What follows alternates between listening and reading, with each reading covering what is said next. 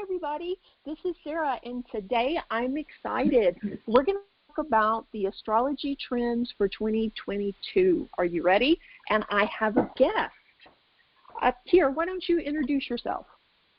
Hi, everyone. My name is Sarah Sherman. It's really great to be here. Thank you for having me, Sarah.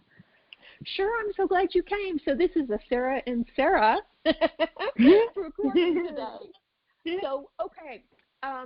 Sarah is an astrologer, so let me ask you, off the top of your head, what do you think the important trends for 2022 are that we need to really focus on?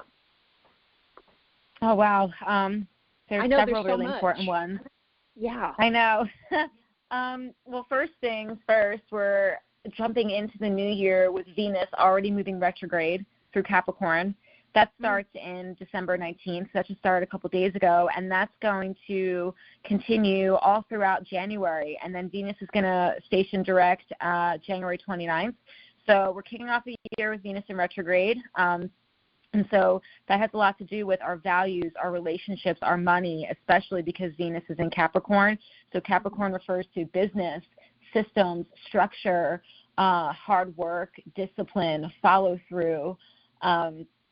And so I think that this Venus retrograde has a lot to do with us really assessing or reassessing our values with respect to how we manage our resources and how that looks in relationships, how that looks with our money, maybe perhaps doing research, gathering information on finding new ways and new systems and structures for our money, new ways to manage our resources, and maybe re-examining the business partners that we're working with, or maybe relationships are graduating to a business level, or maybe business relationships are being reassessed. There's a lot to unpack here. And it also depends on where this is happening in your chart, what house is Capricorn in your chart, because that is what house Venus will be retrograding through.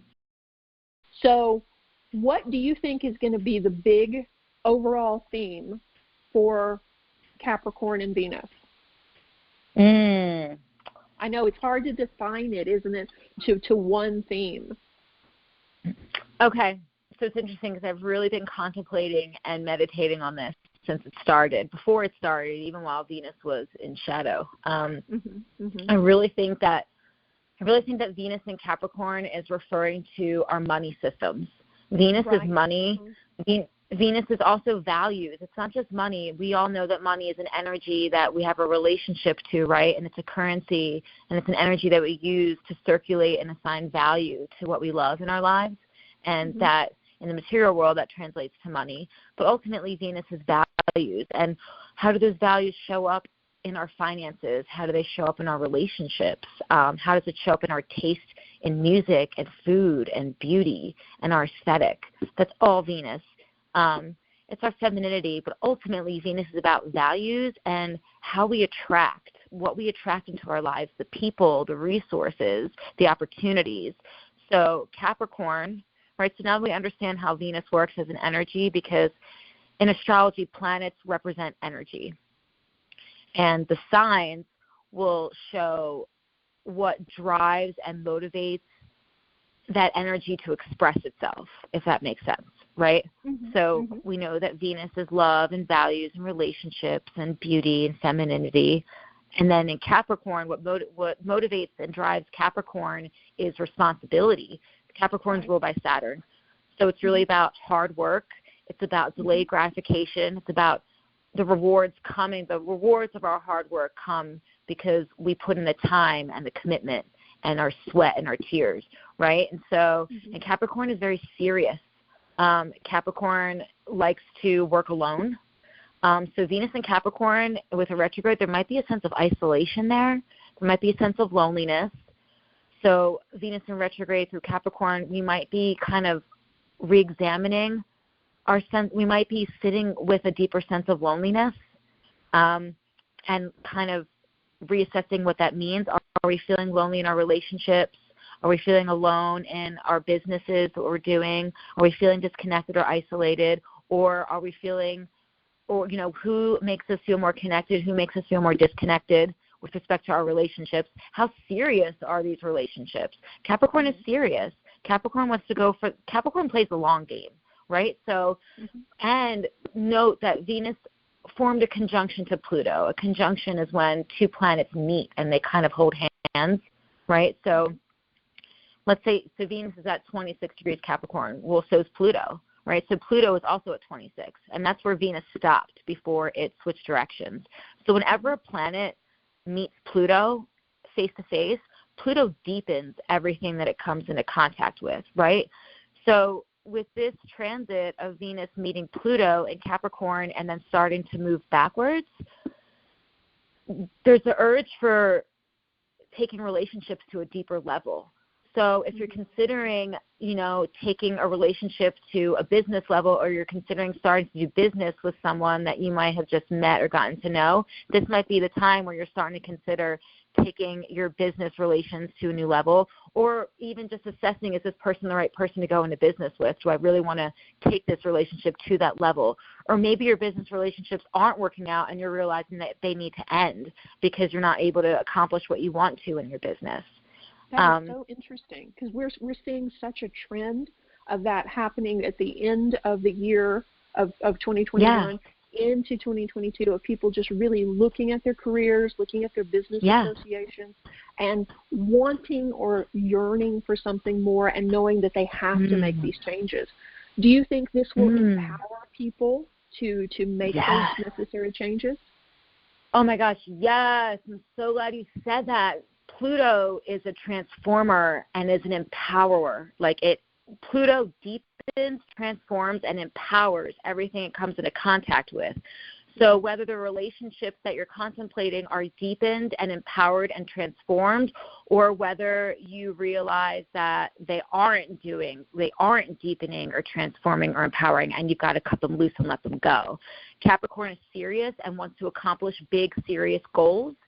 And Pluto is going to help you realize whether these relationships have the juice and the power to get you where you want to go, or whether they're stopping you and holding you back from getting you where you want to go. Capricorn, like I said, is systems and structures. So, how do we manage our money? How are we bringing money into our lives? What sort of funnels and systems do we have in place to bring that money into our lives? And what priorities and values are in place to help us manage that money? These are all the issues that we're going to be asking and wrestling with at this time. Well, and Capricorn is very, very much responsible and hardworking, but they're also very diligent in accumulating wealth, aren't they? I mean, they are not someone who plays hard and fast with their finances. So I would say that this is going to be a very profitable time too, don't you think? Oh, yes. Capricorn is the provider. Capricorn to me is like daddy of the zodiac. Like, daddy, can I have some money? Capricorn is really struggles. Oh, here's the other thing with Venus and Capricorn too. Capricorn struggles with feeling like they're enough. So there's also the deeper burden question of, am I enough in my relationship? Am I doing enough in my business? Do I have enough? Am I enough? Am I worthy? So I would definitely say issues of worth come up. And that's why Capricorn is such a provider and such a hard worker, because they just want to feel like they are enough and they have enough and they're doing enough.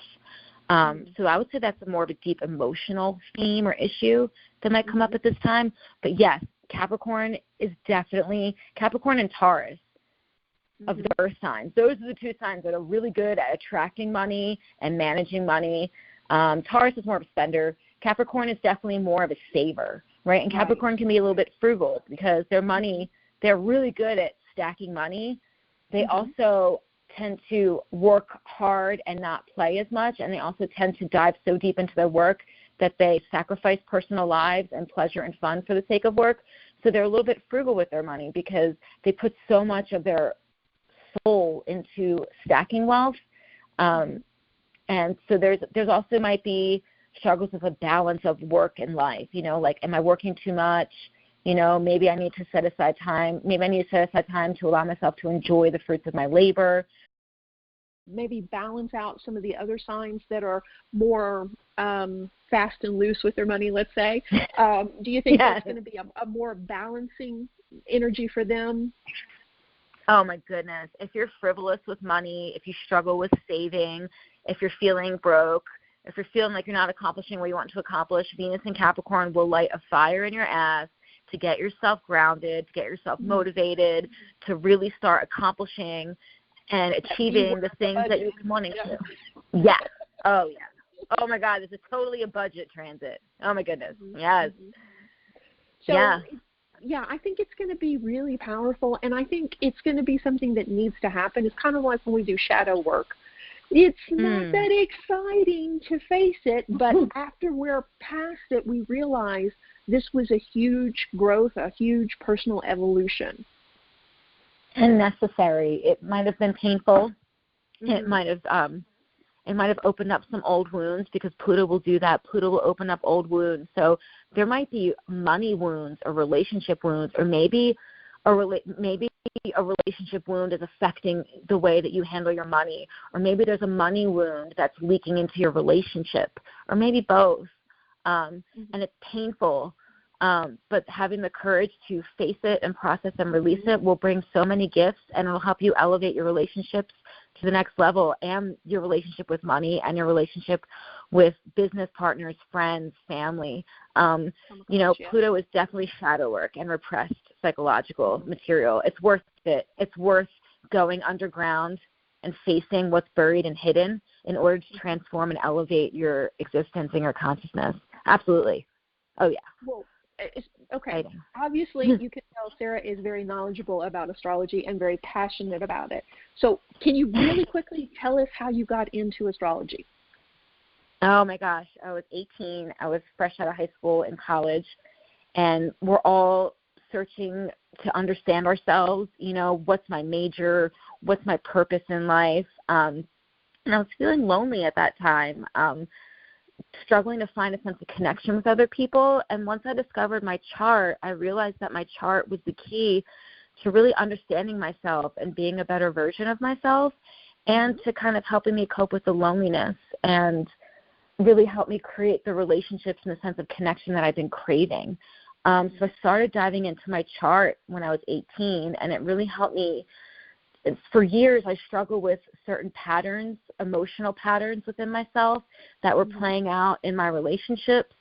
I started out blaming myself for love not working out and dating just kind of, getting the outcomes that I didn't want. But then once I started to really unlock the patterns of power and potential and emotional response and emotional connection in my own chart, I stopped blaming myself, and I started to understand myself and love myself and find more compassion. And then I started to understand, that there's chemistry and then there's compatibility, and that when things don't work out, it's really not personal. It's just a matter of compatibility, and it's really about loving myself and recognizing this works for me and this doesn't work for me, but this person's on a path and I'm on a path, and we're learning and growing, and it's really okay. And I was able to flesh out the details of why that is and how that unfolds. And astrology really helped me understand that we're all on a soul journey, and that none of this is personal, and that literally transformed my life to better. Right. That's amazing. That's amazing. Yeah. So that's how I use it as a tool. I met you in 2015, 2016, right? We've known each other for a while. Yeah, 2015. Yeah, we have. 15. It was beautiful. Yeah. And you had graduated from, I know your degree is in what, psychology? So I have 2 degrees in psychology. My bachelor's, both degrees are from Philadelphia, where I grew up and spent most of my adult life so far, although I'm not there anymore. My bachelor's was in psychology from Temple University, and then I got my master's degree at the University of Pennsylvania, and I studied mental health counseling. So I have a clinical counseling training background, although ultimately I really just wanted to be an astrologer, although I believe that you really can't be an astrologer without being a counselor. Really? You're educating, you're communicating, you're holding space. You're holding a safe space for people, and it is essentially a therapeutic space for people to get answers and to understand themselves, and it's a very vulnerable space, and I think that there needs to be an ethical awareness of how to hold that space without hurting someone.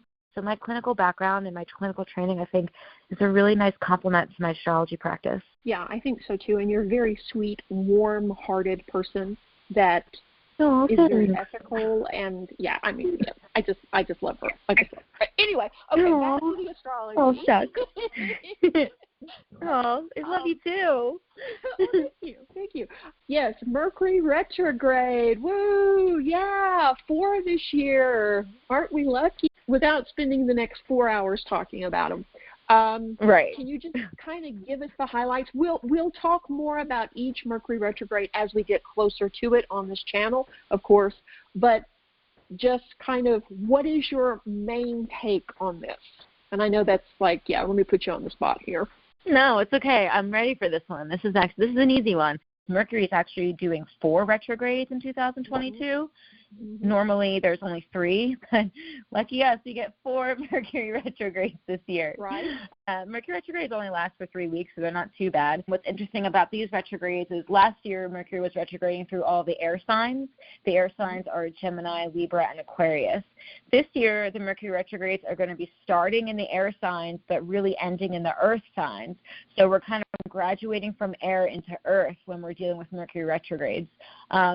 I don't know if everyone here is familiar with the basic issues and themes of Mercury retrogrades, but Mercury represents communication, travel, technology, information gathering, learning, teaching, writing, reading, circulating information, communications. With Mercury retrograding through the earth signs, we're talking about more practical material matters. So once again, like I said with Venus retrograde in Capricorn, we're looking at our resources, our money, our bodies, everything that has to do with matter, everything that's tangible in our lives. So Mercury retrograde is going to kind of have us re-examining our relationship with the material world and how all the information regarding our material existence.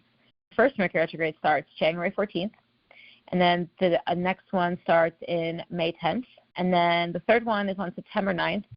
Astrology is all about patterns, and if you understand elements and you understand the basic building blocks, you can see the dance and how there's a pattern in the dance. So in 2021, all the Mercury retrogrades were in the air signs. Like I said, the Mercury retrograded through Aquarius, and then it retrograded through Gemini, and then it retrograded through Libra. Air in astrology represents intellect. Air signs are very smart. They're very cerebral. They're very intellectual. What sign are you? I'm a Virgo. See, because I think people wondered, is she an air sign?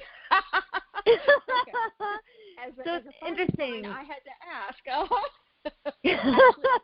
Okay, go ahead. Tell us how smart the air signs are. I can hear them going, yes, we are. It's so funny. And and I'm an earth sign as a Virgo, but I'm also extremely analytical because I'm ruled by Mercury. But Mercury also rules Gemini, which is an air sign. And yes, air signs are really intelligent, and they get bored easily because they pick up things really fast. So with Mercury retrograding through air signs, wherever Mercury retrogrades, it allows us to, it's all about rewind, reassess, rethink, reevaluate, redo. Everything, we're looking back and we're doing it all over again. So last year's Mercury retrograde in 2021, or this past year, was all about reexamining how we think about things, right? But in 2022, Mercury is going to be retrograding through the earth signs. Earth is the material world. Earth is our money, our bodies, our houses, our resources. Everything that we've accumulated and gathered in the 3D world is represented by Earth, our land, our earth, our gardens. First Mercury retrograde will be through Capricorn. Capricorn is definitely our business. It's our money systems, our money structures, how we handle our business. It's our career. It's our reputation. It's how other people see us. So many people are changing careers right now and changing directions. And that plays into this, too, about, like you said earlier, what's important to you. Is it status quo? No, no longer. For so many people, it's about your time, your passion, what's really important versus just chasing dollars. It's about getting real, too, I think, with who you are versus what society may tell you should be, too, involved with, the whole idea of working and being your career, too, I think. I'm so glad you said that. That's so true. Sarah and I went on to talk about astrology for the next hour. I'm going to cut this video though right here so it's a little bit more manageable. Here's Sarah's information. I'll put it back up on the screen. You can email her. You can visit her website. She is, I think, redoing it, so bear with her if it's not complete just yet, but it's in process because she is updating things. She was a lovely guest and a great friend, and she's going to be back on again to talk more about Mercury Retrograde and some of the eclipses that are coming up in 2022 and other fun stuff. Guys, be sure and show her some love. Go visit her site, send her an email, and leave a comment below if you enjoyed this interview. And as always, thank you guys so much for watching. And if you haven't already, why not consider subscribing and hit that bell so you'll be notified of all the new videos about to drop. There is so much happening in January. I can't wait to share it with you. Speak to you soon. Reiki blessings. Bye-bye.